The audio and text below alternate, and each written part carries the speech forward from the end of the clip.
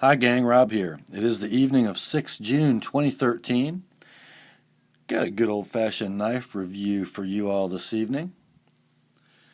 You know, every now and then a YouTuber will ask, or somebody I work with will ask, or somebody from church will ask, "Hey Rob, I know you're into knives, and uh, I've been thinking maybe I need to buy myself a good knife. Bigger than the little dime store pocket knife I've kept in my pocket for 20 years that doesn't cut anything, and not something too expensive, but a solid knife. Got about $35 I want to spend. What would you recommend?" Well, guys, I don't have to think very hard, and the answer is always the same. And my answer might surprise you, because this is the knife I recommend, and it doesn't have a round hole, and it's not made in China, and it's not a Tenacious. The knife I recommend in that situation is the Ontario Rat 1 Folder. This knife, I guess I kind of forgot about. In my collection, it's not one I carry often, but I do carry it. I guess I feel better if I'm carrying knives I have a little more invested in most of the time. But there is absolutely nothing wrong with this knife. This is another one, and I won't be alone once again. This is another knife I picked up based on a pretty glowing review from Nut and Fancy years ago. I think I've had this knife about 4 years. Let me tell you a little bit about what it is, and then I'll tell you why I like it so much. It is a Taiwan-produced knife from Ontario, and this knife came about during an association between one Mr. Randall of Rat Cutlery and Essie Knives, and before he had his own knife company, he was a designer of a series of knives for Ontario, this being one of them. And it's nothing special. It's kind of a cool sort of drop point blade with a lot of belly, made out of Aus 8 steel, about 3.5 inches long, full flat ground, with a very interesting handle to blade angle. See how the blade's kind of offset? And then if you hold the knife dead parallel, the belly of the knife is sort of what is presented to the work. It's just really neat. Sort of a classic canoe-shaped handle, constructed of something that mimics G10, but it's just FRN or Zytel, not super grippy, in fact kind of slick. Full stainless steel liners, 420 J2, fairly thick, and the locking side liner is hardened. The knife is pillar construction, and oh my, is it pillar construction. I've had this knife apart. I've had occasion to have it apart a few times, and this knife is well fitted. I mean, I'm not talking Gale Bradley well fitted, but it's really well fitted. These standoffs are all shouldered, and they're shouldered in a D-shaped cutout, so as you're screwing the knife together, you don't have to use 2 Torx drivers. Each screw is going to screw in independently, and that standoff is going to stay put. It's got a lanyard tube, plenty big for full-size, ungutted paracord if you so desire. Very Emerson or Benchmade-like pocket clip, painted black. 4-way positionable. A pretty beefy pivot. And guys, I hate to disappoint you, but I can't remember. Let's see if you can see. It's been so long since I had this knife apart. I believe the bushings are just Teflon. maybe we'll be able to see on the video better than my eyes can see. I don't think there's any phosphor bronze in there. I think it's just Teflon washers. Don't remember exactly the weight, but I'm pretty sure. I didn't look up any specs tonight before doing this video. I think it's like 4.2 ounces. If you remember Nutton's video, these liners are not skeletonized. I think it's like 4.2 as it comes, and I think when he drilled his out, he got it down to like 3.7. Feel free to weigh in, T and peers, and point out the error of my memory.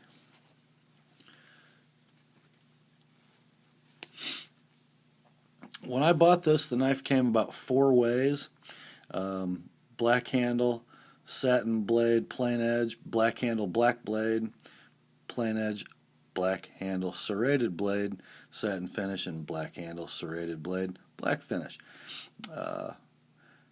One kind of cool thing, everybody thought for years this knife was going away because Randall and Ontario no longer had an association. We kind of thought it would go out of production. It looked like it was being phased out several times. And now we have it in Desert Tan, we have it in OD Green, we have it in Coyote Brown with all those same blade finishes. And the knife can be purchased for under $35 shipped. Right now, I think a little less than a Tenacious. And in my opinion, the one advantage that Tenacious has over this knife is the G10 scales, although Chinese G10 isn't very G10. In fact, I don't think the Tenacious has any more grip than this knife does. That's it. Other than that, guys, and the Spyderco name on it, I really don't regard the Chinese Spydercos as true Spydercos. I think they should call them all birds myself. The Tenacious has steel that is substandard to this knife. Dimensionally, they're almost the same. I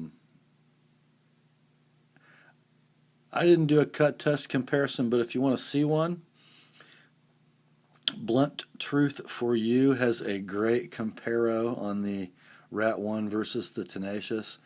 He does some cardboard cutting and some wood cutting in his tests, and the Tenacious, I guess in his testing, the best I could term it is that the Tenacious proved itself to be a toy that looks like a knife.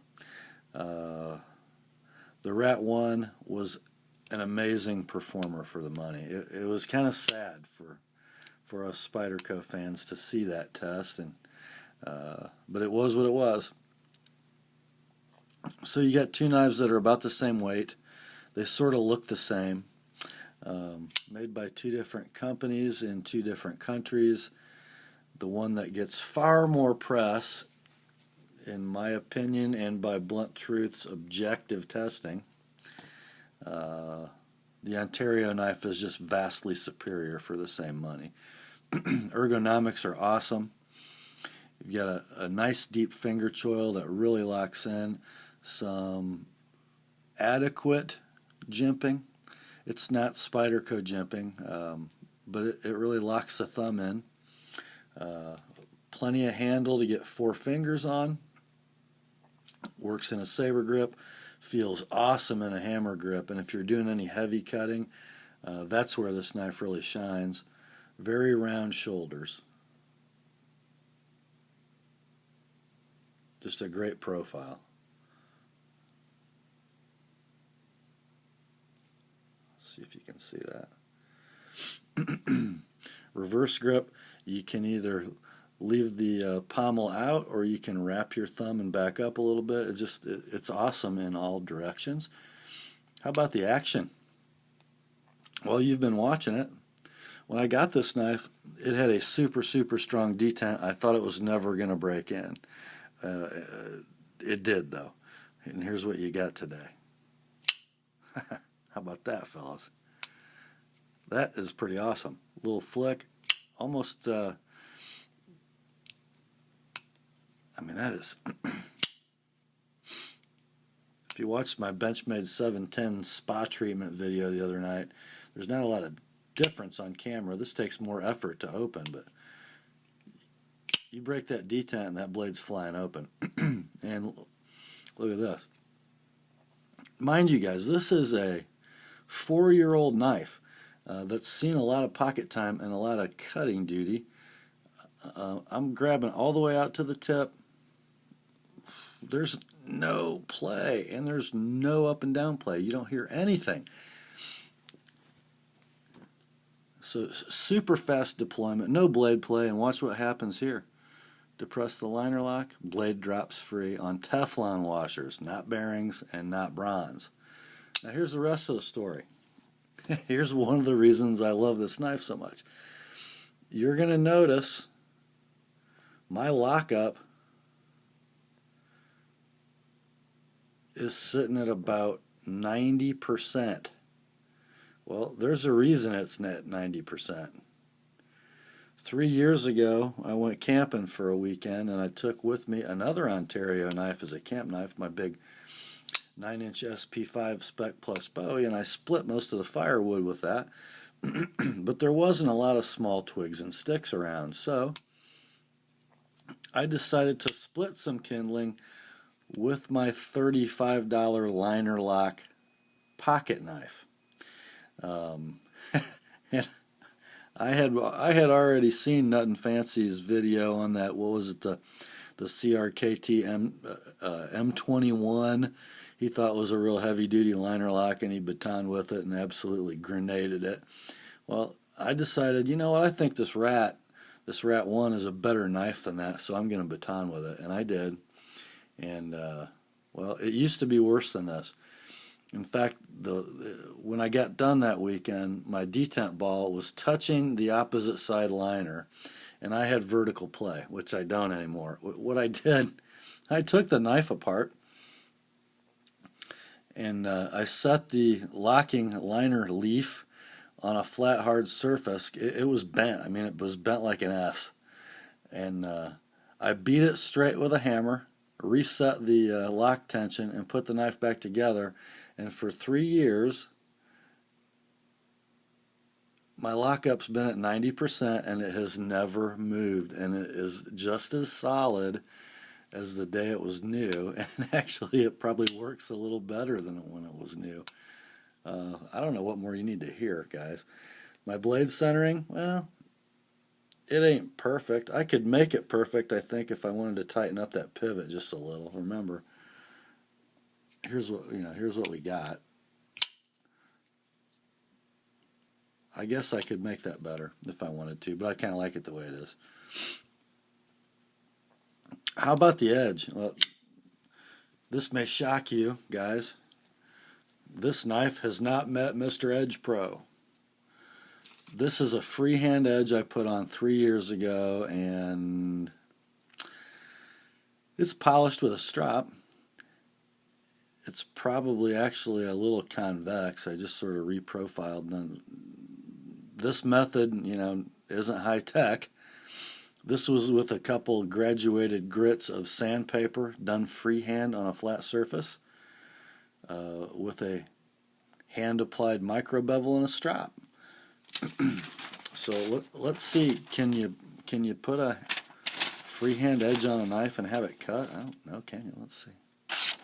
Oh, well, that wasn't a very good one. Let's see here.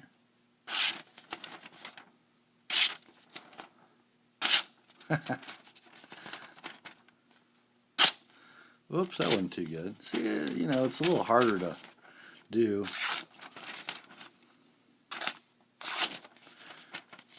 It's not quite as good as I do with the right tool. It takes more of a slice than a push cut for this knife, but that's pretty good, And as usual, Os 8 takes a wicked edge.